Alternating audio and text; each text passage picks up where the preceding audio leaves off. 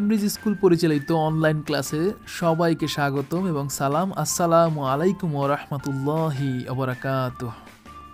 আজ তোমাদের সাথে আছি আমি Mohammad Abir Hossain, assistant teacher, Cambridge school. আজ আমরা ক্লাস 9 এবং ক্লাস 10-এর অন্যতম গুরুত্বপূর্ণ একটি টপিক নিয়ে আলোচনা করব।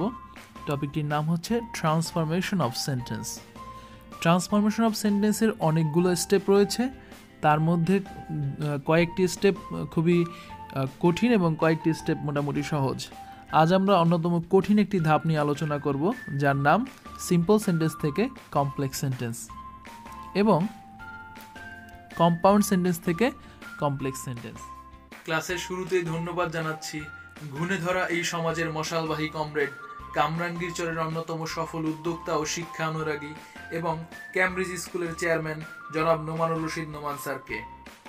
একই সাথে কৃতজ্ঞতা প্রকাশ করছি সৈয়দা সুলতানা মাহমুদা ম্যাডামের প্রতি, যার দক্ষ নেতৃত্বে মানব সেবার মহান ব্রত নিয়ে নিরলস কাজ করে যাচ্ছে নবীন প্রবীণের সমন্বয় একদল আদর্শ শিক্ষক শিক্ষিকা।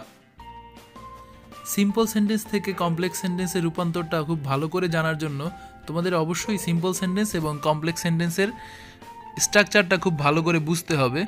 সেজন্য আরেকটা সেপারেট ভিডিও বানানো আছে, তোমরা দেখে নিবে ইনশাল্লাহ। এখন আমরা আমাদের এসএসসি লেভেলে পরীক্ষায় যে প্রশ্নটা বা যে নিয়মটা সব থেকে বেশি এসেছে সেই নিয়মটা নিয়ে আমরা আলোচনা করব। তোমরা দেখতে পাচ্ছ স্ক্রিনে যে টু প্লাস ভার্বের বেস ফর্ম দেওয়া আছে, অথবা ইন অর্ডার টু প্লাস ভার্বের বেস ফর্ম, অথবা with the view to plus ভার্বের বেস ফর্মের সাথে আইএনজি, অথবা ফর প্লাস ভার্বের বেস ফর্মের সাথে আইএনজি। এই চারটা নিয়মের যে কোনো একটা আসুক, যদি পরীক্ষায় যেভাবেই আসুক, এই চারটা নিয়ম আসলে তোমাদের যদি কমপ্লেক্স সেন্টেন্স করতে বলা হয়, সেক্ষেত্রে আমার এখানে যে ডটগুলো দেখতে পাচ্ছ কমপ্লেক্স সেন্টেন্স, এখানে ডট, সো দ্যাটের আগে যে ডটগুলো দেখতে পাচ্ছ, এই ডটের জায়গায় প্রথম ক্লজটা লিখবে, তারপরে সো দ্যাট লিখবে, অথবা ইন অর্ডার দ্যাট লিখতে পারো। সো দ্যাট অথবা ইন অর্ডার দ্যাট যে কোনো একটা লিখলেই হবে। এরপর সাবজেক্ট লিখবে। সাবজেক্ট লেখার পরে সেন্টেন্সটি যদি প্রেজেন্ট টেন্সে থাকে, অর্থাৎ এই সো দ্যাটের আগের অংশটা যদি প্রেজেন্ট টেন্সে থাকে তবে ক্যান লিখবে, আর সো দ্যাটের আগের অংশটি যদি পাস্ট টেন্সে থাকে তবে কুড লিখবে, তারপরে ভার্বের বেস ফর্ম লিখবে। আমি ব্যাপারটা আরেকবার বোঝানোর চেষ্টা করতেছি। আমার সিম্পল সেন্টেন্সে বাম সাইডে এই যে টু প্লাস ভার্বের বেস ফর্ম যদি থাকে, অথবা ইন অর্ডার টু প্লাস ভার্বের বেস ফর্ম, অথবা with a view to plus ভার্বের বেস ফর্মের সাথে আইএনজি, অথবা ফর প্লাস ভার্বের বেস ফর্মের সাথে আইএনজি, এই চারটার যে কোনো একটা থাকলেই এবং সেটা দিয়ে যদি উদ্দেশ্য বোঝায়, তবে কমপ্লেক্স সেন্টেন্স করার জন্য শুরুতে তোমার এখানে এই যে ডটগুলো দেখতে পাচ্ছ সাদা কালার, সেই হোয়াইট কালার ডটের ওইখানে শুরুতে তোমার প্রথম ক্লজটা লিখতে হবে, তারপরে সো দ্যাট লিখবে, অথবা ইন অর্ডার দ্যাট লিখবে, তারপরে সাবজেক্ট লিখবে, তারপরে সো দ্যাটের আগে যদি সেন্টেন্সটা প্রেজেন্ট ইনডেফিনিট টেন্সে লেখা হয় অথবা প্রেজেন্ট টেন্সে লেখা হয় তবে ক্যান লিখবে, আর যদি পাস্ট টেন্সে লেখা হয় তবে কুড লিখবে, তারপরে ভার্বের বেস ফর্ম লিখবে। দেখো, এটা খুব ভালো করে পড়ে নিবা এবং মুখস্থ করে নিবা। তো আমরা এক্সাম্পলের দিকে যাচ্ছি। এই রুলসটা দিয়ে পরীক্ষায় কমপক্ষে 10টা এক্সাম্পল আছে। আমি এখানে 8টা এক্সাম্পল উল্লেখ করেছি, তোমরা 2019 সালের প্রশ্নটা দেখে নিবে, সেখানে আরও 2টা এক্সাম্পল আছে। তো আমরা শুরু করছি। দেখো, we should read books to acquire knowledge. এখানে ইয়েলো কালার দেওয়া আছে টু অ্যাকোয়ার, টু এবং ভার্ব ওয়ান আমরা দেখতে পাচ্ছি। শুরুর রুলসটা বসেছে টু প্লাস ভার্ব ওয়ান। সেক্ষেত্রে আমরা যেটা করব যে এই যে সো দ্যাটের আগে আমরা প্রথম ক্লজটা লিখব। তো আমরা প্রথম ক্লজটা কি লিখতেছি? উই শুড রিড বুকস, এটা হচ্ছে আমাদের প্রথম ক্লজ। এরপর আমরা সো দ্যাট লিখব, লেখার পরে আমরা সাবজেক্ট লিখব। এখানে সাবজেক্ট কি? উই। সো আমরা লিখব উই শুড রিড বুকস, তারপরে সো দ্যাট, তারপরে লিখব উই। এরপরে আমাদের লিখতে হবে ক্যান অথবা কুড। সো আমাদের বুঝতে হবে যে এই টু এর আগের অংশটু এইটা প্রেজেন্ট টেন্সে নাকি পাস্ট টেন্সে। আমাদের বই পড়া উচিত এটা প্রেজেন্ট টেন্সে। অনেকে মনে করে শুড পাস্ট টেন্স, কিন্তু আসলে শুড পাস্ট টেন্স না, এখানে উচিত বোঝাচ্ছে। এটা অনেক আগে উচিত ছিল, এখন উচিত নাই, ব্যাপারটা এমন না। সো এটা প্রেজেন্ট টেন্স। তাহলে আমাদের লিখতে হবে উই শুড রিড বুকস প্রথমে লিখবো, তারপরে সো দ্যাট লিখলাম, সো দ্যাট, তারপরে সাবজেক্টকে উই, তারপরে ক্যান, যেহেতু এটা প্রেজেন্ট ইনডিফিনিট টেন্সে আছে এই জন্য আমাদের ক্যান লিখতে হবে। তারপরে আমাদের ভার্বের বেস ফর্ম, যেমন অ্যাকোয়ার, এটা ভার্বের বেস ফর্মে দেওয়া আছে, সো অ্যাকোয়ার মানে অর্জন করা, এটা লিখবো, তারপরে নলেজ। তাহলে কি আসছে? We should read books so that we can acquire knowledge, right? আচ্ছা, আমরা দ্বিতীয়টায় যাচ্ছি, দ্বিতীয় এক্সাম্পলটা, এটা বোর্ডে এসেছে, we need flowers two decorate a place. আচ্ছা, সো আমরা প্রথম ক্লজটা লিখব উই নিড ফ্লাওয়ার্স, এরপরে টু এর পরিবর্তে আমরা লিখব সো দ্যাট লিখব, সো দ্যাট লেখার পরে আমরা সাবজেক্ট লিখব, এখানে সাবজেক্টকে উই, তারপরে আমরা ক্যান অথবা কুড লিখব। খেয়াল করো, ক্যান লিখব নাকি কুড লিখব সেটা নির্ভর করবে এই টু এর আগে বা সো দ্যাটের আগের অংশ কোন টেন্সে লেখা আছে। এখানে ভার্বটা হচ্ছে নিড প্রেজেন্ট টেন্সে লেখা, তাই আমাদের কি করতে হবে? আমাদেরকে ক্যান লিখতে হবে। যদি প্রেজেন্ট টেন্সে থাকে তাহলে can. So we need flowers, so that subject we, তারপরে ক্যান, তারপরে ভার্বের base form decorate a place. ঠিক আছে, আমরা তৃতীয় এক্সাম্পলটা দেখি। Scientist spent many years and worked hard to invent television, right? সায়েন্টিস্টরা অনেক বছর ব্যয় করেছে এবং কঠোর পরিশ্রম করেছে টেলিভিশন আবিষ্কার করার জন্য। এখানে খেয়াল করো, ভার্ব স্পেন্ট ভার্বটা ভার্বের পাস্ট ফর্মে দেওয়া আছে, তো এটা তোমাকে মাথায় রাখতে হবে। এই জন্য আমি এটাকে ইয়েলো কালার করে দিয়েছি, যে দেখো ভার্ব টু থাকলে কিন্তু তোমাকে অনেক বেশি সচেতন হতে হবে। তাহলে scientist spent many years and worked hard so that, আমরা টু এর পরিবর্তে সো দ্যাট লিখবো, লেখার পরে সাবজেক্ট লিখবো, সাবজেক্টকে সায়েন্টিস্ট, তা আমাদের দ্বিতীয়বার সায়েন্টিস্ট লেখার দরকার নেই, আমরা এখানে দে লিখতে পারি। Scientist spent many years and worked hard so that they, এরপরে আমরা ক্যান লিখবো না কুড লিখবো? যেহেতু এটা পাস্ট টেন্সে আছে, স্পেন্ড এটা SPEND, এটা হচ্ছে বেস ফর্ম, আর স্পেন্ডের ভার্ব টু হচ্ছে SPENT, স্পেন্ট, এটা ভার্ব টু স্পেন্ট, সো আমরা লিখবো could. Scientist spent many years and worked hard so that they could invent television, right? Yeah, আমরা পরের এক্সাম্পলে যাচ্ছি।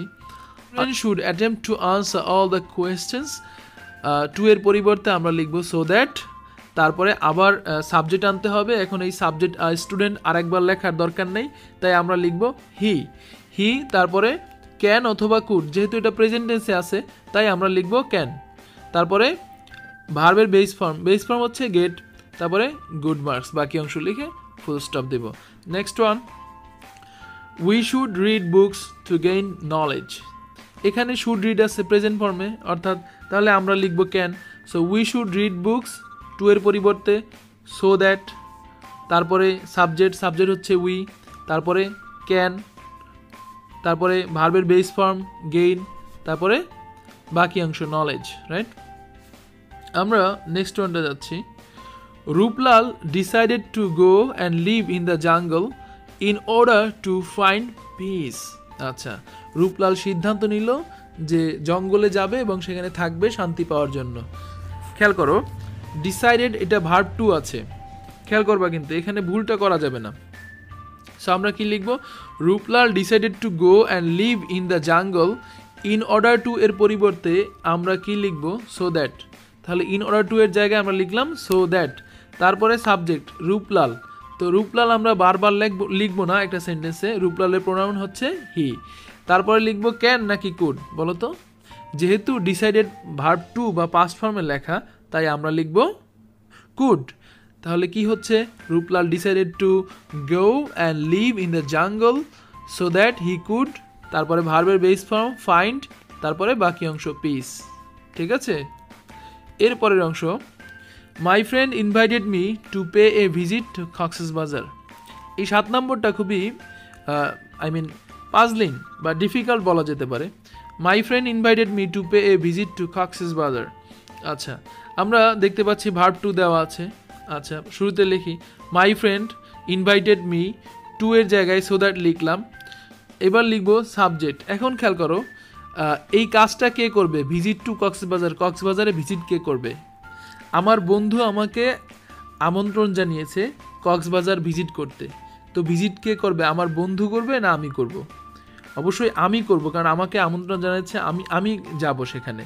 এই জন্য এখানে লিখতে হবে সাবজেক্ট কী হবে, মাই ফ্রেন্ড হবে না মানে আই হবে? অবশ্যই আই হবে। তাহলে my friend invited me so that I, তারপরে ক্যান হবে না কুড হবে? যেহেতু ইনভাইটেড ভার্ব টু, তাহলে হবে কুড, আই কুড। তারপরে ভার্বের বেস ফর্ম পে, বাকি অংশ এ ভিজিট টু কক্সেস বাজার। ঠিক আছে, এটা কিন্তু একটু কঠিন ছিল, অর্থাৎ ওখানে তোমাকে আই লিখতে হতো। তারপরে পরেরটায় দেখো, the national Memorial has been built with a view to paying tribute to their memories. এই সেন্টেন্সটাও এই একই রকম, 7 নম্বর এবং 1 নম্বর 8 নম্বরের বেস একই রকম, যেখানে the national Memorial has been built, জাতীয় স্মৃতিসৌধ বানানো হয়েছে এই উদ্দেশ্যে, with a view to paying tribute to the memories, তাদের স্মৃতির প্রতি শ্রদ্ধা প্রদর্শনের উদ্দেশ্যে। এখন তাদের স্মৃতির প্রতি শ্রদ্ধা প্রদর্শন কে করবে? ন্যাশনাল মেমোরিয়াল করবে না, তাদের স্মৃতির প্রতি শ্রদ্ধা প্রদর্শন করব আমরা, পিপল, জনগণ অথবা উই। তাহলে the national Memorial has been built with the view to এর পরিবর্তে আমরা লিখলাম সো দ্যাট, তারপরে সাবজেক্টকে কে প্রদর্শন করবে, শ্রদ্ধা প্রদর্শন করবে কে? আমরা, উই। এখানে আমরা কি আনবো? উই অথবা পিপল। তারপরে ক্যান অথবা কুড, যেহেতু এটা প্রেজেন্ট টেন্সে তাই আমরা লিখবো can, so that we can. তারপর ভার্বের base form pay, not paying, ভুলটা করা যাবে না, এখানে অনেকে ভুল করে পেইং লিখে দেওয়া যাবে না। So that we can pay tribute to their memories. 7 number এবং 8 নাম্বার এই দুইটার ব্যাপারে অনেক বেশি সচেতন থাকবা। আর ভার্বের পাস্ট টেন্সগুলোকে আমি এখানে ইয়েলো কালার দিয়ে দিয়েছি যাতে তোমাদের সুবিধা হয়। তবে পরীক্ষার সময় তুমি কোনো ইয়েলো কালার বা কোনো কালার পাবা না, সুতরাং এটা শুধুমাত্র প্র্যাকটিসের জন্য। তবে এই প্র্যাকটিস করতে করতে তুমি ইনশাল্লাহ একদিন বুঝতে পারবা।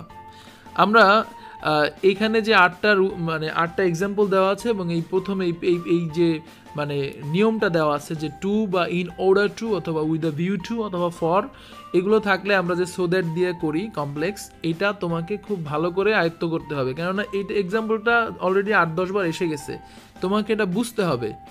আর দুইটা জায়গায় খেয়াল রাখতে হবে যে সো দ্যাট বা ইন অর্ডার দ্যাট যাই লেখো, ক্যান কুডের জায়গায় তোমাকে ভুল করা চলবে না। আগেরটা যদি মানে প্রথম অংশটুকু যদি প্রেজেন্ট টেন্সে থাকে তাহলে ক্যান লিখবা, আর প্রথম অংশটুকু যদি পাস্ট টেন্সে থাকে তাহলে লিখবা কুড। ঠিক আছে, আচ্ছা আমরা পরের স্লাইডে যাচ্ছি। দেখো এখানে সিম্পল সেন্টেন্স থেকে কমপ্লেক্স সেন্টেন্স করার জন্য কি আছে, অ্যাডভার্বিয়াল অফ প্লেস আছে অথবা টাইম আছে। এই শব্দগুলোর সাথে হয়তো তুমি নতুন পরিচিত হতে পারো, তবে এগুলো তুমি না শিখেও তুমি এগুলো করতে পারবা হয়তোবা, তবে ইন্টার লেভেলে গিয়ে তারপরে তুমি আটকে যাবা এবং তোমার এই জ্ঞানটা কাজে আসবে না। তা আমি চাই যে তোমরা ইন্টার লেভেলে গিয়ে এই শব্দগুলো তোমার কাছে তখন নতুন না হোক, এখনই তুমি এগুলো শিখে নাও। Adverbial of place or time, এটা হচ্ছে কি অ্যাডভার্বিয়াল অফ প্লেস মানে কোথায় নামক প্রশ্নের উত্তর। যেমন আমি বাগানে একটি সাপ দেখেছি, কোথায় দেখেছি? বাগানে। এইটাই হচ্ছে অ্যাডভার্বিয়াল অফ প্লেস, মানে তুমি কোথায় দিয়ে প্রশ্ন করলে যে উত্তরটা পাবা সেটা হচ্ছে অ্যাডভার্বিয়াল অফ প্লেস। আমি মাঠে খেলি, কোথায় খেলি? মাঠে খেলি। কোথায়? মাঠে। এটাই হচ্ছে অ্যাডভার্বিয়াল অফ প্লেস, মাঠে। আর অ্যাডভার্বিয়াল অফ টাইম হচ্ছে কখন নামক প্রশ্ন উত্তর। হ্যাঁ, যেমন আমি কখন খেলি? বিকেলে খেলি।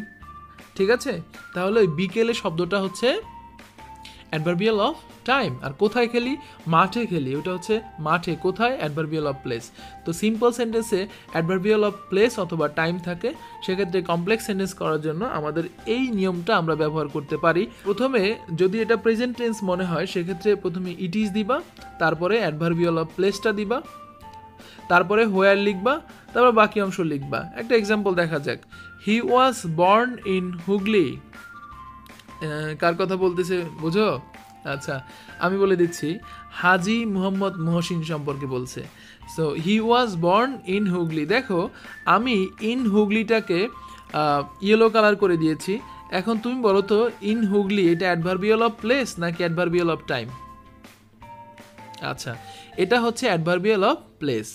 তাহলে এটা করার জন্য তোমাকে কী করতে হবে, দেখো প্রথমে ইট ইজ লেখো, ইট ইজ অথবা ইট ওয়াজ। তো যেহেতু এটা পাস্ট টেন্স আমরা ইট ওয়াজ লিখি, ইট ওয়াজ, তারপরে অ্যাডভার্বিয়াল অফ প্লেসটা দাও, ইট ওয়াজ কি হুগলি, ইট ওয়াজ হুগলি। তারপর লিখবা হোয়ার, হোয়ার লেখার পরে এই যে আমাদের সাদা অংশটুকু দেখতে পাচ্ছ, হ্যাঁ ক্লজটা এটা লিখে দিবা, হোয়ার হি ওয়াজ বর্ন, রাইট। তাহলে কত সহজ, তুমি চিন্তা করো, প্রথমে টেন্সটা দেখবা, he was born in Hooghly, past tense অবশ্যই। তাহলে প্রথমে কি লিখবা, ইট ওয়াজ, ইট ওয়াজ, এরপরে অ্যাডভার্বিয়াল অফ প্লেস কোনটা, অ্যাডভার্বিয়াল প্লেস কোনটা, সে হুগলিতে জন্মগ্রহণ করছে, কোথায়, হুগলিতে, তাহলে হুগলি হচ্ছে adverbial of place. So it was Hooghly, তারপরে হোয়ার, হোয়ার লিখবা নিয়মের হোয়ার, তারপরে বাকি অংশ হি ওয়াজ বর্ন, রাইট। এরপর খেয়াল করো, he was born at Sagardari on the bank of Kapotaksha. আচ্ছা, এখানে সে জন্মগ্রহণ করেছে, এটা কার কথা বলছে বলতে পারবা? ঠিক, Michael Madhusudan Dutta.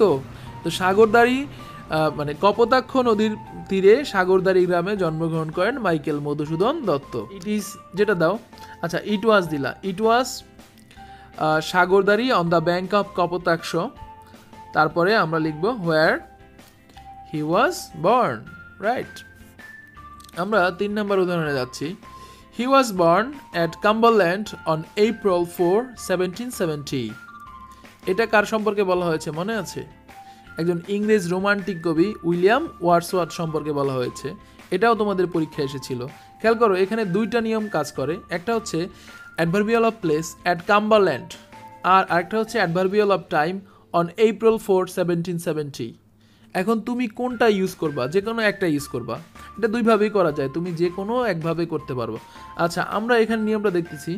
So it ওয়াজ, আমরা প্লেসটা দিচ্ছি adverbial of place Cumberland, it was Cumberland, where যেখানে, হি ওয়াজ বর্ন সে জন্মগ্রহণ করেছিল অন এপ্রিল 4, 1770।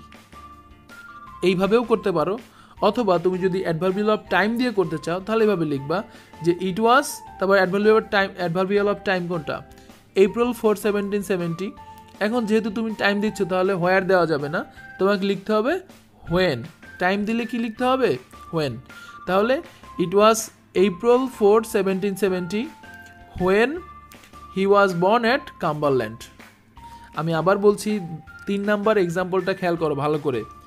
এটাই অ্যাডভার্বিয়াল অফ টাইম আছে, অ্যাডভার্বিয়াল অফ টাইম আছে, আবার অ্যাডভার্বিয়াল অফ প্লেসও আছে। সো তুমি 2টার যে কোনো একটা দিয়ে করতে পারো। তুমি যদি প্লেস দিয়ে করো তাহলে এভাবে করবা যে ইট ওয়াজ, প্লেসটা বলো কাম্বারল্যান্ড, তারপরে হোয়ার হি ওয়াজ বর্ন অন এপ্রিল 4, 1770।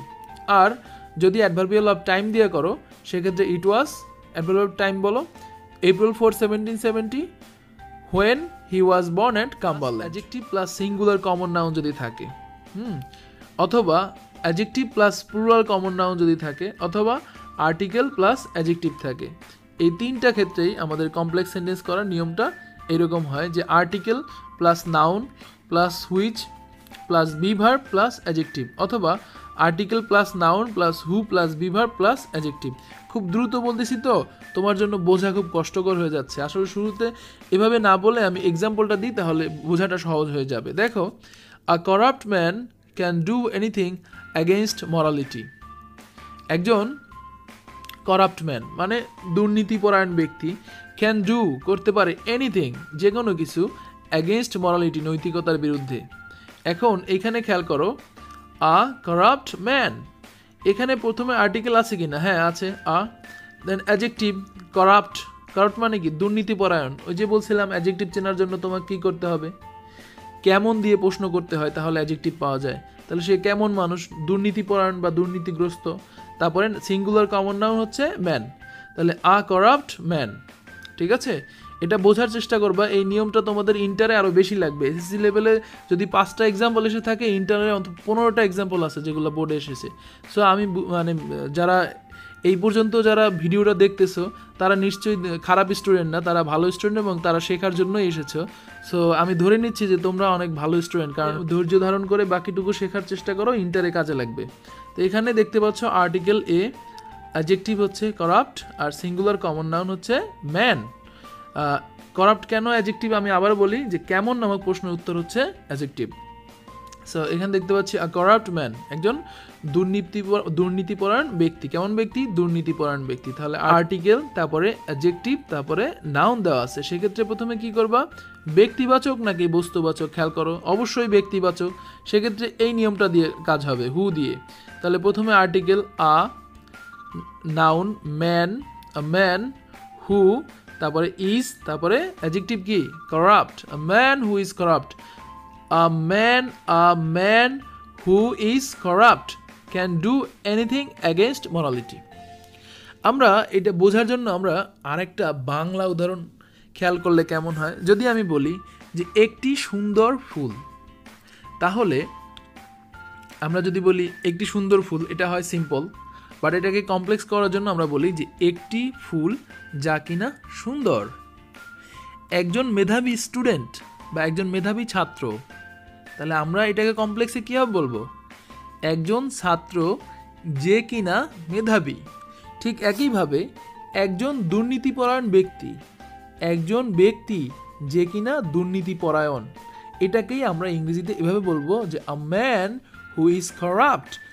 বাকি অংশ can do anything against morality. Okay, আমরা নেক্সট ওয়ানে যাচ্ছি। Actually Mother Teresa was a noble hearted person, right? এইখানে আর্টিকেল আছে, অ্যাডজেক্টিভ নোবেল হার্টেড, আর নাউন হচ্ছে পারসন, রাইট? আচ্ছা, তা আমরা দেখতে পাচ্ছি এটা শুরুতে ছিল, এটা শেষে।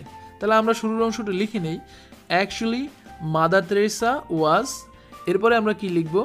ব্যক্তিবাচক তো, তাহলে এই নিয়মটা খাটবে। আর্টিকেল, আর্টিকেল কি? এ, তারপরে আর্টিকেলের পরে কি? নাউন, নাউনটা কি আছে? আ পারসন।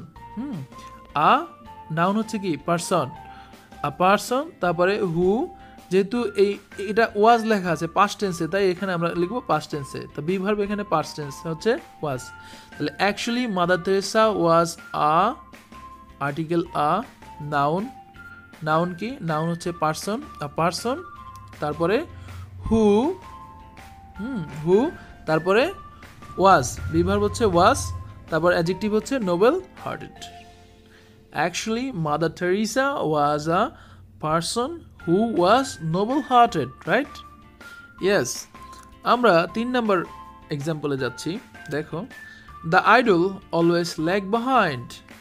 অলসরা সবসময় পিছিয়ে থাকে। এটা কোন নিয়ম? কোন নিয়ম? এটা হচ্ছে আর্টিকেল এবং অ্যাডজেক্টিভের নিয়ম।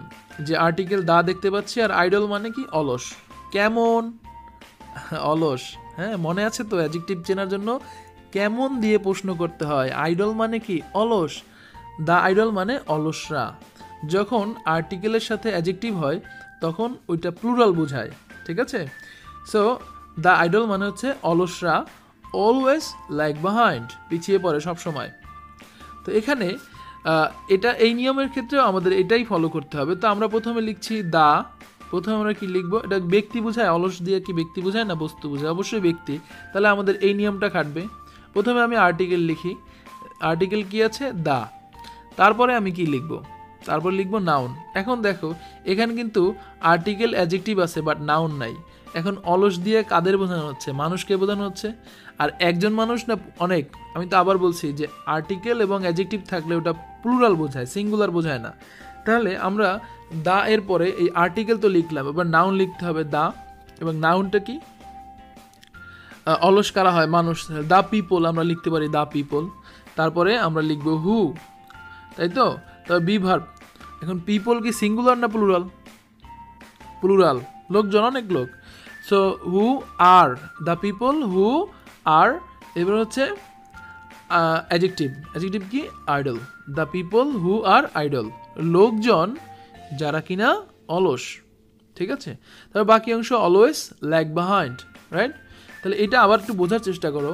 এখানে লেখা আছে আর্টিকেল এবং অ্যাডজেক্টিভের রুলস, যে দা হচ্ছে আর্টিকেল আর আইডল হচ্ছে অ্যাডজেক্টিভ।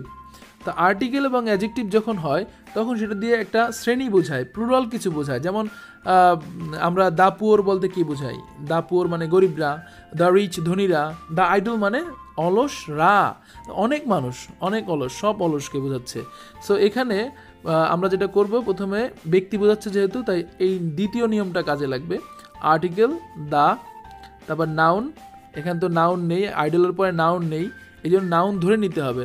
অলস দিয়ে ব্যক্তিকে বোঝানো হচ্ছে, the people, so the people, তারপরে হু, এবারে পিপল যেহেতু প্লুরাল তাহলে আর হবে, দ্য পিপল হু আর, এবারে অ্যাডজেক্টিভ আইডল, তারপর বাকি অংশ অলওয়েজ ল্যাগ বিহাইন্ড, রাইট। আমাদের লাস্ট ওয়ান চলে এসেছে, an industrious man will shine in life, অর্থাৎ একজন পরিশ্রমী ব্যক্তি জীবনে সফল হবে। সেক্ষেত্রে আমরা এখানে দেখতে পাচ্ছি কোন নিয়মটা পরে দেখো তো, আর্টিকেল, অ্যাডজেক্টিভ, নাউন, রাইট। ওকে, তা আমরা কি করব, প্রথমে লিখব আর্টিকেল, আচ্ছা এটা ম্যান বোঝাচ্ছে, তো আমাদের এই নিয়মটা খাটবে। তো প্রথমে আমরা লিখব যে আর্টিকেল কি আছে, এ এন দা, তো আমরা এ লিখতে পারি, এন লিখতে পারি, দা লিখতে পারি, কোনটা লিখবো দেখো তো। আমরা আর্টিকেল লেখার পরে আমরা কি লিখবো, নাউন লিখবো। নাউনটা কি, ম্যান। এখন এই ম্যান এই শব্দটা কনসার্ন দিয়ে শুরু হয়েছে, সো তাহলে আমাদের শুরুতে এ যাচ্ছে না, মানে এন যাচ্ছে না, এন ম্যান তো হয় না, তাহলে আমরা এ ম্যান লিখতে পারি অথবা দা ম্যান লিখতে পারি, দুইটার যে কোনো একটা লিখলে ভালো হয়, দা লিখলে বেশি ভালো হয়। সো আমরা দা লিখি, অথবা এ লিখলেও ভুল হবে না। সো এ ম্যান কোনো মানুষ, এরপরে আমাদের কি লিখতে হবে, হু। সো আমরা লিখলাম হু, তারপর বি ভার্ব কি, is. A man who is, adjective কোনটা, industrious. A man who is industrious will shine in life. এটাকে আমরা যদি বলি the man who is industrious will shine in life, এটা এভাবে বললেও হবে, কোনো সমস্যা নেই। তাহলে আমার মনে হয় যে এই অংশটুকু তোমরা খুব ভালো করে বুঝতে পেরেছো, আমি বিশ্বাস করি। এই অংশটুকু খুবই দরকার, এবং এসএসসি লেভেলের থেকে এইচএসসি লেভেলে এই অংশ থেকে প্রশ্ন বেশি হয়। সো ভালো করে বোঝার চেষ্টা করবা। আর্টিকেল, অ্যাডজেক্টিভ, নাউন থাকতে পারে, অথবা adjective plus plural common noun থাকতে পারে, অথবা আর্টিকেল প্লাস অ্যাডজেক্টিভ থাকতে পারে। তো যাই থাকুক না কেন, ব্যক্তিবাচক বোঝালে আমরা দ্বিতীয় রুলসটা করব, আর বস্তুবাচক বোঝালে প্রথম রুলস দিয়ে করব, ঠিক আছে। আমরা পরের স্লাইডে যাচ্ছি। এখানে আমি দেখতে পাচ্ছি যে প্রেজেন্ট পার্টিসিপল আছে। তো প্রেজেন্ট পার্টিসিপল থাকলে আমাদের কমপ্লেক্স সেন্টেন্সে কী করতে হবে সেটা লেখা আছে। তো প্রেজেন্ট পার্টিসিপল ব্যাপারটা কি আসলে, প্রেজেন্ট পার্টিসিপল হচ্ছে ভার্বের সাথে আইএনজি, কিন্তু তার পূর্বে কোনো অক্সিলারি ভার্ব থাকবে না। যেমন তোমরা ছোটোবেলায় যখন প্রেজেন্ট কন্টিনিউয়াস টেন্স শিখেছো, তখন তোমরা দেখেছো যে এভাবে লেখা থাকে যে I am watching television, right. এখানে ওয়াচিংয়ের আগে অ্যাম লেখা আছে। I am reading a book, I am reading a book, এখানে রিডিংয়ের সাথে কি আছে, অ্যাম আছে। সো এই প্রেজেন্ট পার্টিসিপলে মানে এখানে আইএনজি থাকবে, বাট পূর্বে কিন্তু কোনো অ্যামিজার অক্সিলারি ভার্ব থাকবে না। প্রেজেন্ট পার্টিসিপল নিয়ে অনেক বড় একটা, মানে প্রেজেন্ট পার্টিসিপল, তারপর হচ্ছে সিম্পল সেন্টেন্স, কমপ্লেক্স সেন্টেন্স, তারপরে প্রিন্সিপাল ক্লজ, সাবঅর্ডিনেট ক্লজ, এগুলো নিয়ে একটা আলাদা ভিডিও মানে করা হচ্ছে। ইনশাআল্লাহ 2-1 দিনের মধ্যেই পোস্ট করে দেওয়া হবে। তোমরা সেই ভিডিওটা দেখবা, তাহলে বুঝতে পারবা। তো প্রেজেন্ট পার্টিসিপল মানে আমি শর্টকাটে যদি বোঝাতে চাই, তাহলে হচ্ছে ভার্বের সাথে আইএনজি, বাট পূর্বে কোনো অক্সিলারি ভার্ব থাকবে না, এবং অ্যাডজেক্টিভ বা একটা অবস্থা প্রকাশ করবে। তো এটা হচ্ছে সংজ্ঞা বোঝাটা খুব কষ্টকর, তারপরে আমি এভাবে বলে দিলাম শর্টকাটে বলার জন্য। তো এটা থাকলে আমাদের কমপ্লেক্সে কি করতে হবে সেটা এখানে কিছু কথা বলা আছে, এগুলো তোমরা হঠাৎ করে বুঝবা না, আমি এক্সাম্পল দিয়ে বোঝাচ্ছি। লেখা আছে, people living in the highland can escape flood. লোকজন যারা কিনা অনেক উঁচু জমিতে থাকে, তারা সহজেই ফ্লাডকে এড়িয়ে চলতে পারে। ফ্লাড মানে বন্যা। এখন দেখো, পিপলের পরে লিভিং, এই লিভিং কথাটা মানে তোমাদের অনেকে আছে যে এই সেন্টেন্সটা মনে করে যে একটা প্রেজেন্ট কন্টিনিউয়াস টেন্স, আসলে এটা প্রেজেন্ট কন্টিনিউয়াস টেন্স না। লোকজন যারা হাইল্যান্ড বা উঁচু জমিতে বাস করে, তারা সহজেই ফ্লাড বা বন্যাকে এড়াতে পারে। এখন এটা প্রেজেন্ট কন্টিনিউয়াস টেন্সে লেখা হয়নি। প্রেজেন্ট কন্টিনিউয়াস টেন্স থাকলে এই লিভিংয়ের পূর্বে অবশ্যই অক্সিলারি ভার্ব অ্যামিজার ওয়াজার থাকতো।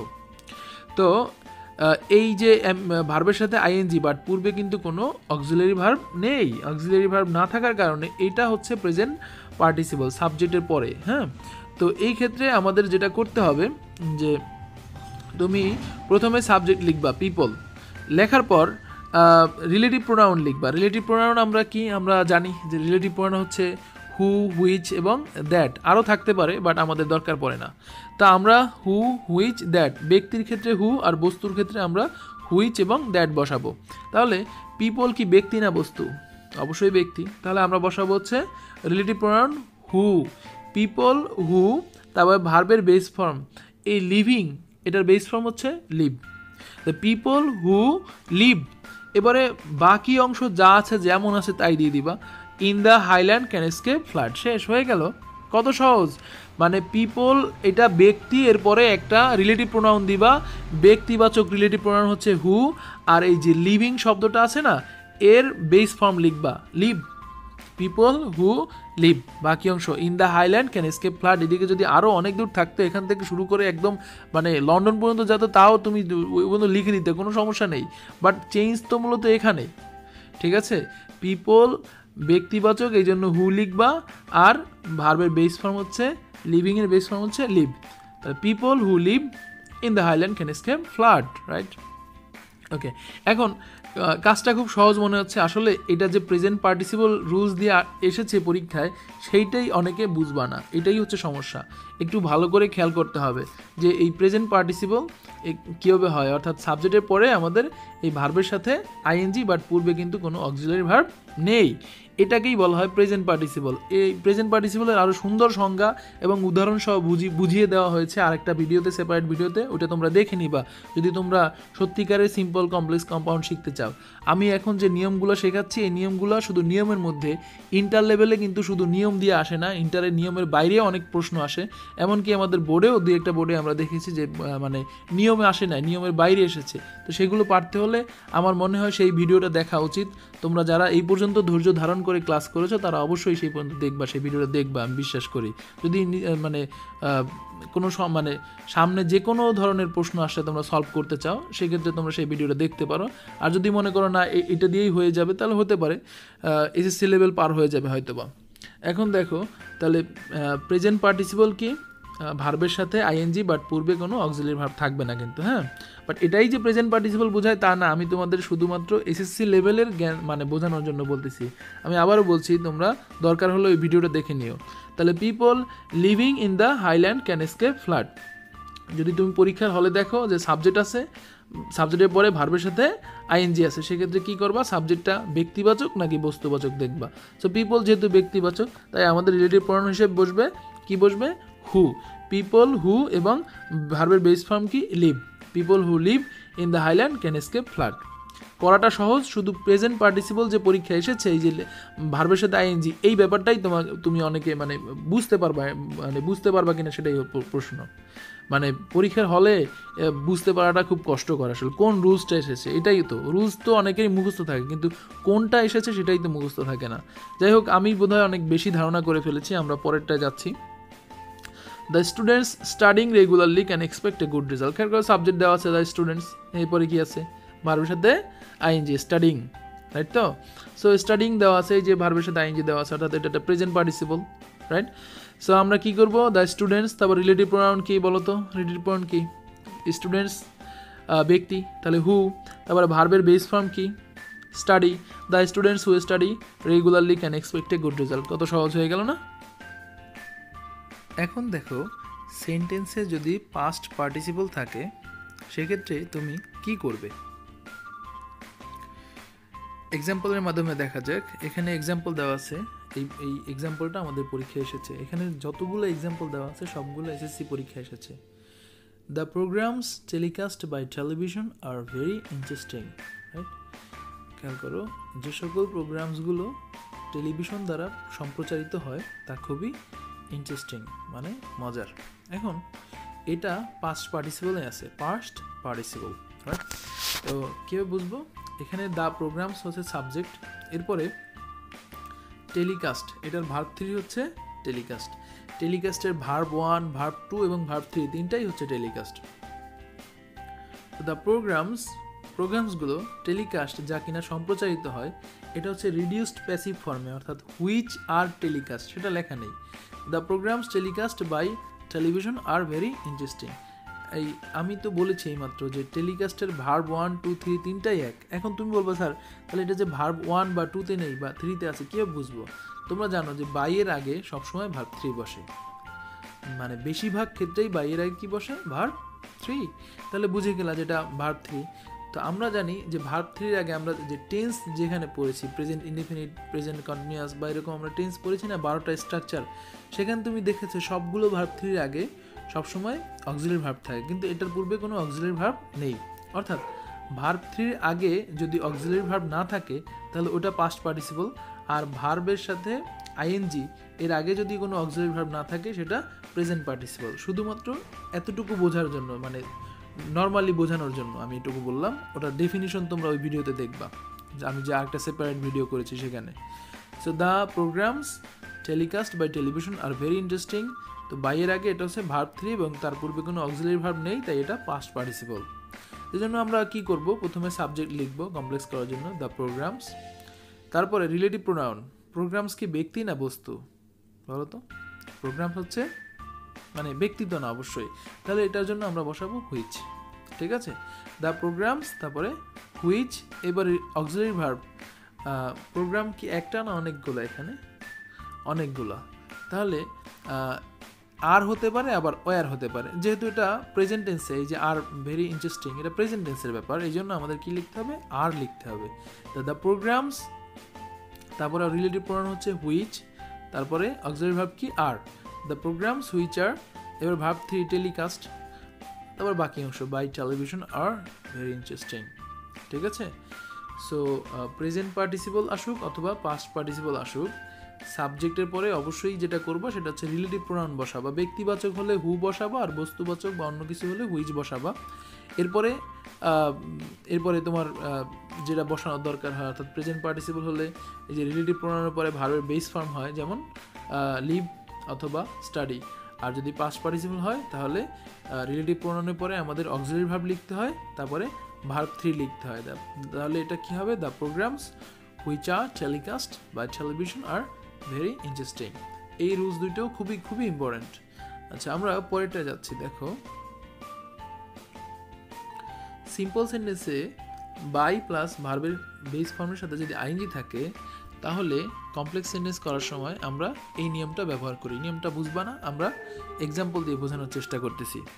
By repeating this activity they make a poor result.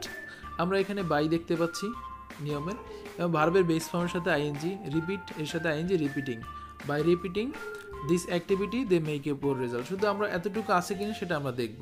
হ্যাঁ আছে, তাহলে আমরা কমপ্লেক্স করার সময় আমরা কি করব? প্রথমে ইফ অথবা হোয়েন লিখব। তা আমরা যদি লিখি ইফ, তাহলে কি হয়? ইফ। এবারে সাবজেক্ট কে আসলে, মানে এই কাজটা করার মাধ্যমে বারবার তারা এটা করার মাধ্যমে তারা পরীক্ষায় খারাপ করে। কারা খারাপ করে, মানে কার সম্পর্কে বলা হয়েছে সেটাই হচ্ছে সাবজেক্ট। তাহলে এখানে সাবজেক্ট হচ্ছে দে। তাহলে ইফ, তারপরে সাবজেক্ট কি? দে। If they. এবার ভার্বের বেস ফর্ম লিখতে হবে নাকি কি লিখতে হবে? যেহেতু এটা প্রেজেন্ট ফর্ম, তাই আমাদের এই রিপিটের প্রেজেন্ট ফর্ম লিখতে হবে। তাহলে ইফ দে কি হবে? রিপিট। ইফ দে রিপিট, বাকি যা আছে তাই। If they repeat this activity they make a poor result. তাহলে কত সহজ, সামান্য একটু চিন্তা করতে হবে যে আমার ভার্বের সাথে বাই প্লাস ভার্বের সাথে আইএনজি আছে কিনা। বাই প্লাস ভার্বের সাথে আইএনজি, যদি বাই প্লাস ভার্বের সাথে আইএনজি থাকে তাহলে আমরা শুরুতে ইফ অথবা হোয়েন লিখব, তারপরে আমরা লিখব সাবজেক্ট। সাবজেক্ট কি? সাবজেক্ট হচ্ছে এই সেন্টেন্সে কার সম্পর্কে বলা হয়েছে। সো দে, এটাই হচ্ছে সাবজেক্ট। তাহলে ইফ দে, এরপরে ভার্ব। এখন এই অংশটুকু যে টেন্সে থাকবে এই অংশটুকু একই টেন্সে থাকবে। তাহলে ইফ দে, এখানে রিপিট, মানে এখানে লেখা আছে মেক, এইখানে ভার্বটা হচ্ছে ভার্ব ওয়ান, তাহলে আমরা রিপিটের ভার্ব ওয়ান লিখবো। If they repeat this activity they make a poor result. ঠিক আছে, আমরা পরের এক্সাম্পলে যাচ্ছি। We can build up a developed society by reading books. আমরা বই পড়ার মাধ্যমে একটা উন্নত সমাজ গঠন করতে পারি। তো আমরা এই বাই প্লাস ভার্বের সাথে আইএনজি কি পেয়েছি? হ্যাঁ পেয়েছি। ঠিক আছে, তাহলে আমরা কি করব? শুরুতে আমরা এই অংশটুকু লিখে নিই যে we can build up a developed society. এবারে বাইয়ের পরিবর্তে আমরা কি লিখবো? ইফ। তারপরে সাবজেক্টকে উই, ইফ উই। এবারে এটা মানে প্রেজেন্ট ফর্মে আছে, তাই এটা আমাদের প্রেজেন্ট ফর্মে লিখতে হবে। So we can build up a developed society if we read books. ঠিক আছে, শেষ। এরপর আমরা আমাদের পরের অংশটুকু যাচ্ছি। দেখো, লিঙ্কিং ভার্ব যদি থাকে অ্যামিজার, ওয়াজ, ওয়ার, আরও অনেক লিঙ্কিং ভার্ব আছে, সেগুলো আমাদের দরকার নেই আপাতত। এগুলো থাকলে আমরা এইভাবে করব। তো আমরা এক্সাম্পলের মাধ্যমে দেখতেছি, যেখানে লেখা আছে হেলথ ইজ ওয়েলথ। খেয়াল করো, লিঙ্কিং ভার্ব হচ্ছে সেই ভার্ব যার সাবজেক্ট দিয়ে অবজেক্টকে বোঝানো হয় এবং অবজেক্ট দিয়ে সাবজেক্টকেই বোঝানো হয়। ঠিক আছে?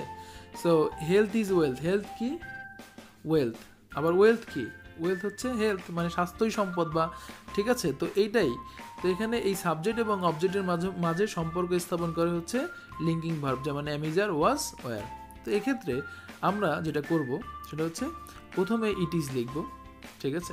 প্রথমে লিখব ইট ইজ। ইট ইজ লেখার পরে সাবজেক্ট ইট ইজ হেলথ, তারপর রিলেটিভ প্রোনাউন। এটা যদি ব্যক্তিবাচক হয় তাহলে হু, আর বস্তুবাচক হলে হুইচ। তাহলে ইট ইজ হেলথ হুইচ, তারপরে লিঙ্কিং ভার্ব কি? Is. It is health which is wealth, right? এটা এমনিতেই পারে। তারপর হচ্ছে knowledge is power, it is knowledge which is power, right? এভাবে করে, বাট পরীক্ষা আসলে মানে কোনভাবে করবে সেটাই তো অনেকে বুঝতে পারে না। তো আমরা পরেটা দেখছি, Pohela Boishakh is the first day of Bangla year. তাহলে আমরা কি করব? প্রথমে ইট ইজ, তারপরে সাবজেক্ট পহেলা বৈশাখ, ব্যক্তিবাচক না তাহলে which, it is Pohela Boishakh which, linking verb is which is the first day of Bangla year. ঠিক আছে? এই এক্সাম্পলটাও পারতে হবে। আমরা পরের স্লাইডে যাচ্ছি। দেখো, আমরা এক্সাম্পলের মাধ্যমে শেখার চেষ্টা করি। Mister Rahim, one of my cousins, is a good teacher. এখানে সাবজেক্ট হচ্ছে মিস্টার রহিম, আর এই ওয়ান অফ মাই কাজিনস, হ্যাঁ, এটা হচ্ছে অ্যাপোজিটিভ, সাবজেক্টের অ্যাপোজিটিভ। মানে অ্যাপোজিটিভ কি? সাবজেক্ট সম্পর্কে অতিরিক্ত তথ্য, বাট সেটা কোনো সেন্টেন্স না। সাবজেক্ট সম্পর্কে অতিরিক্ত 3-4টা ওয়ার্ড একটা তথ্য দিলা, সেটার মধ্যে কোনো ভার্ব থাকবে না। সো মিস্টার রহিমকে ওয়ান অফ মাই কাজিনস, তারপর হচ্ছে verb is a good teacher, right? Is হচ্ছে ভার্ব, বাকি অংশ। দেখো, এই অ্যাপোজিটিভটা মানে মজার ব্যাপার হচ্ছে এটা বাদ দিলেও কিন্তু সেন্টেন্সটা হয়, যেমন mister Rahim is a good teacher, right? হয় কি না, যে mister Rahim is a good teacher হয়ে গেল, বাট অ্যাপোজিটিভ হচ্ছে সাবজেক্ট সম্পর্কে অতিরিক্ত তথ্য এবং এটা 2টা কমা দ্বারা আবৃত থাকে। So mister Rahim one of my cousins হচ্ছে একটা অ্যাপোজিটিভ এবং বাকি অংশ। এরকম হলে প্রথমে সাবজেক্ট লিখবা, যেমন মিস্টার রহিম, তারপর রিলেটিভ প্রোনাউন লিখবা। মিস্টার রহিমের পরে রিলেটিভ প্রোনাউন কি? ব্যক্তি যেহেতু হু, তাহলে মিস্টার রহিম হু, তারপরে ভার্ব কি? Is. Mister Rahim who is one of my cousins, এই পর্যন্ত লিখবা। লেখার পরে বাকি অংশ লিখে দেবা, ইজ আ গুড টিচার। এখন তোমার মাথার মধ্যে মানে তোমার ব্রেন তোমাকে বোকা বানাবে যে একই সেন্টেন্সে মানে 2টা ইজ কীভাবে হয়। তুমি এইটাই বোঝার জন্য মানে তুমি আমাদের এই যে মানে সিম্পল, কমপ্লেক্স, কম্পাউন্ড এবং ডিপেন্ডেন্ট ক্লজ, ইন্ডিপেন্ডেন্ট ক্লজ, তারপরে ক্লজ মার্কার, হ্যাঁ, তারপরে adverbial of time, place, manner, phrase, clause, এগুলো সম্পর্কে ডিটেইল একটা ভিডিও আছে। যদি তোমার জানতে মন চায়, শিখতে মন চায়, তাহলে সেই ভিডিওটা অবশ্যই দেখবা। তাহলে আবার আমরা এটা করার চেষ্টা করি। সেটা হচ্ছে কি? প্রথমে সাবজেক্ট মিস্টার রহিম, তারপরে রিলেটিভ প্রোনাউন যেহেতু ব্যক্তি তাহলে হু, ভার্ব ইজ হু ইজ, তারপর ওয়ান অফ মাই কাজিনস, তারপরে ইজ আ গুড টিচার। ঠিক আছে? আচ্ছা, এরপর আমাদের আরেকটা নিয়ম আছে এখানে। আমাদের দেখো, খেয়াল করো, আমাদের সিম্পল থেকে কমপ্লেক্সের যতগুলো নিয়ম ছিল মোটামুটি সবগুলো শেষ হয়ে গেছে। আরও 2-1টা নিয়ম থাকতে পারে, আমার জানা নেই। যদি থাকে তাহলে তোমরা আমাকে কমেন্টে লিখে জানাবা যে স্যার এই এক্সাম্পলটা বাদ পড়েছে, আপনি করাননি। আমি চেষ্টা করব উত্তর দেওয়ার। দেখো, এরপরে আমাদের আছে কম্পাউন্ড থেকে কমপ্লেক্স। সাধারণত পরীক্ষায় কম্পাউন্ড থেকে কমপ্লেক্স খুব একটা আসে না। তো এখানে 2টা বা 3টা আছে, আমরা উদাহরণ 2-3টা করার থাকলে করে দেখি। দেখো, এখানে বার্ট আছে। বার্ট থাকলে আমরা কি করি? শুরুতে দো বা অল দো লিখি, তারপর ফার্স্ট ক্লজ, তারপর সেকেন্ড ক্লজ লিখি। যেমন হি কট দ্য থিফ, সে চোরটাকে ধরলো, বাট ডিড নট পানিশ হিম, তাকে পানিশ করলো না। এখানে প্রথম ক্লজ হচ্ছে হি কট দ্য থিফ, আর দ্বিতীয় ক্লজ হচ্ছে ডিড নট পানিশ হিম। ঠিক আছে? এটা হচ্ছে দ্বিতীয় ক্লজ। আমরা মানে ডিড নট পানিশ হিম যদিও মানে সম্পূর্ণ একটা ক্লজ হয় না, কারণ এর মধ্যে সাবজেক্ট থাকতে হয়। এবং যখন বার্ট থাকে তখন সাবজেক্ট উল্লেখ করা থাকে না বেশিরভাগ সময়। আমরা এটা কমপ্লেক্স করবো কীভাবে? প্রথমে দো লিখবো, দো, তারপরে দো লেখার পরে আমরা ফার্স্ট ক্লজটা লিখবো, দো হি কট দ্য থিফ, তারপরে কমা দিবা। এই যে আমরা কমা দিয়েছি, এখানে দেখতে পাচ্ছ কিনা? কমা দেওয়ার পরে সেকেন্ড ক্লজ, তো এখানে আমরা সেকেন্ড ক্লজ কি সাবজেক্ট দিয়ে শুরু হবে, মনে রাখতে হবে ক্লজ অবশ্যই সাবজেক্ট দিয়ে শুরু হয়। তবে কম্পাউন্ড সেন্টেন্সে সাবজেক্ট উল্লেখ না থাকে না, বা অনেক সময় থাকে না, বাট কমপ্লেক্স সেন্টেন্স করার বেলা অবশ্যই উল্লেখ করতে হয়। তাহলে he caught the thief, sorry প্রথমে লিখবা দো, তারপর প্রথম clause he caught the thief, comma he did not punish him, সে তাকে পানিশ করেনি। এবার আমাদের দ্বিতীয় এক্সাম্পল যেটা আছে, it was a beautiful place, there was a beautiful place but there were a lot of problems, right? নিশ্চয়ই এটা কোনটা, মানে সেই জঙ্গলটার কথা বলা হয়েছে যেখানে রূপলাল মানে গিয়েছিল। এটা খুবই একটা সুন্দর জঙ্গল ছিল এবং কিন্তু সেখানে অনেক সমস্যা ছিল। তো বাটের পরিবর্তে আমরা শুরুতে অলদো আনবো বা দো আনবো, আর এই বাটের জায়গায় একটা কমা দিব, বাকি অংশ লিখে দিব। তাহলে কি হয়, it was a beautiful place, sorry though it was a beautiful place, comma there were a lot of problems, right? শেষ আমাদের মানে পড়াশোনা শেষ সিম্পল সেন্টেন্স থেকে কমপ্লেক্স সেন্টেন্স এবং কম্পাউন্ড সেন্টেন্স থেকে কমপ্লেক্স সেন্টেন্স। কম্পাউন্ড থেকে কমপ্লেক্স খুব কম আসে, সিম্পল থেকে কমপ্লেক্সেই বেশি আসে পরীক্ষায়। তো তোমরা এগুলো ভালো করে পড়বে, আর প্র্যাকটিসের কোনো বিকল্প নেই। এখানে যে প্র্যাকটিসগুলো দেওয়া আছে সবগুলো বোর্ডের প্র্যাকটিস, তোমরা চেষ্টা করবা সবগুলো করার জন্য। এগুলো করলে তোমাদের বোর্ডের প্র্যাকটিসগুলো হয়ে যাবে। সিম্পল থেকে কমপ্লেক্সের আরও অনেক রুলস আছে, তো আরও অনেক উপায় করা যায়। যেমন আমি একভাবে করেছি, আরেকজন টিচার অন্যভাবে করতে পারেন এবং তারটাও কারেক্ট, আমারটাও কারেক্ট, কোনো ভুল নেই, ঠিক আছে? অন্য কোনো টিচার আরও অন্যভাবে করতে পারেন। তোমার যেটা ভালো লাগে তুমি সেভাবে করবা, তবে শেখার কোনো শেষ নেই। আমি আবারও বলছি, ওই যে ভিডিওটার কথা আমি বললাম, ওই ভিডিওটা দেখবা। তোমরা যারা অনেক বেশি শিখতে আগ্রহী এবং যারা চাও যে না সামনে কোনো পদে বিপদে পড়বা না, সামনে রুলসের বাইরেও যদি আসে তাহলেও তুমি সেটা পারবা, সেটা বোঝার জন্য আমি মনে করি ওই ভিডিওটা তোমার দেখা উচিত। ওটা আমরা অন দ্য ওয়ে আছে, অর্থাৎ মানে প্রসেসিংয়ে আছে, ইনশাআল্লাহ 2-1 দিনের মধ্যে পাবলিশ করা হবে। সো তোমরা ভালো করে পড়বা, ভালো এই সিম্পল থেকে কমপ্লেক্স তো পরীক্ষায় কমপক্ষে একটা আসে, বা কম্পাউন্ড থেকে কমপ্লেক্স তো 1 মার্ক তো নিশ্চিত হবে এই একটা ক্লাসের মাধ্যমে, সেটাই বা কম কিসে। ভালো করে পড়বা, রুলসগুলো পড়বা এবং রুলস সাথে সাথে প্র্যাকটিসগুলো দেখবা, কারণ পরীক্ষার হলে তোমার রুলস আসবে না, আসবে প্র্যাকটিস। হ্যাঁ, ভালো করে কথাটা শোনো, পরীক্ষার হলে আসবে প্র্যাকটিস। প্র্যাকটিসটা দেখে, একটা সেন্টেন্সকে দেখে তোমাকে বুঝতে হবে যে ওটা কোন রুলসের মধ্যে পড়ছে। তোমাকে কেউ বলে দিবে না যে এইটা এই রুলসে পড়ছে, এই রুলসটা হলে কি হয় মনে আসতো, এভাবে কেউ বলে দিবে না। তোমাকে বুঝতে হবে যে এই সেন্টেন্সটা দেখেই তোমার বুঝতে হবে যে এটা আমার অ্যাপোজিটিভের রুলসের মধ্যে পড়ে গেছে, অথবা এই সেন্টেন্সটা দেখেই বুঝতে হবে এটা আমার মানে কম্পাউন্ডে আছে, কমপ্লেক্স করতে হবে। এই হচ্ছে ব্যাপার, সেন্টেন্স দেখে রুলস বোঝাটাই হচ্ছে অনেকের জন্য। তুমি মানে যদি কোথাও বুঝতে ব্যর্থ হও তাহলে নিচে কমেন্ট করে জানাবে, এবং ভিডিওটা যদি ভালো লাগে তাহলে লাইক দেবে, আর ভালো না লাগলে ডিসলাইক বাটনটা আছে সেখানে লিখবে। আর আমি সবসময় কনস্ট্রাকটিভ ক্রিটিসিজম চাই, তোমরা নিচে কমেন্টে অবশ্যই মানে ক্রিটিসাইজ করবা, তোমরা ভালো লাগলে ভালো বলবা, খারাপ লাগলে খারাপ বলবা অবশ্যই, ঠিক আছে? সবার জন্য দোয়া রইল, তোমরা সবাই পরীক্ষায় ভালো করো, আর এই আর কি, ভালো থেকো। আমি বিদায় নিচ্ছি, সাইনিং অফ। আমি মোহাম্মদ আবির হোসেন। দেখা হবে আবার অন্য কোনো ভিডিওতে ইনশাআল্লাহ, যদি বেঁচে থাকি। Take care.